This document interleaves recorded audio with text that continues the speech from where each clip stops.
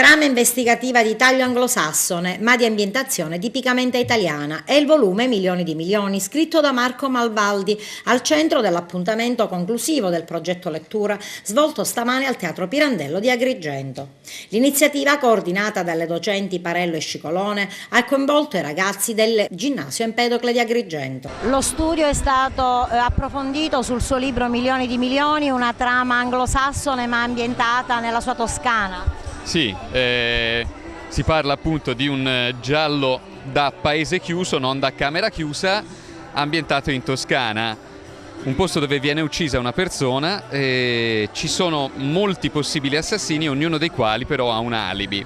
Quindi per trovare il colpevole serve, diciamo, un tipo di indagine un pochino diversa, basata più sulla contraddizione che non sul seguire una pista. E non è stato più che uno studio, direi un gioco, perché i gialli sono, nella mia vista, sono giochi, sono divertimenti in cui uno contro molti, un autore contro tanti lettori, si sfida il lettore a capire che cosa succede. Approccio linguistico e piacere alla lettura sono due dei contenuti di questo progetto che fa parte del progetto lettura dell'offerta formativa della scuola.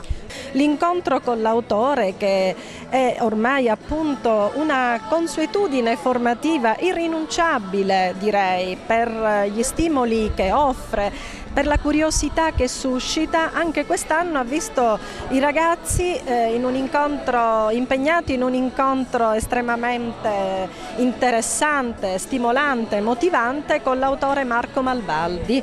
In particolare hanno letto la sua ultima produzione letteraria, Milioni di milioni, che è stata anche un'occasione per conoscere l'autore anche nelle altre pubblicazioni. Il progetto lettura con questo incontro ha illustrato quelle che sono le tematiche legate al giallo, percorrendo un parallelismo tra Camilleri e l'autore Malvaldi toscano.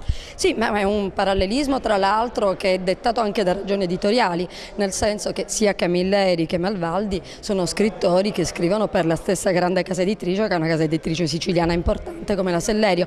Il rapporto è particolarmente significativo perché parliamo di due autori fortemente connotati in senso regionale, nel senso che all'interno della loro opera illustrano il luogo in cui vivono, che è il luogo che in realtà conoscono, per cui Camilleri illustra bene l'esperienza e le atmosfere di Sicilia, così come Malvaldi è un descrittore, quindi scrittore veramente perfetto della realtà toscana, della realtà quella soprattutto dei piccoli borghi, dei piccoli paesi.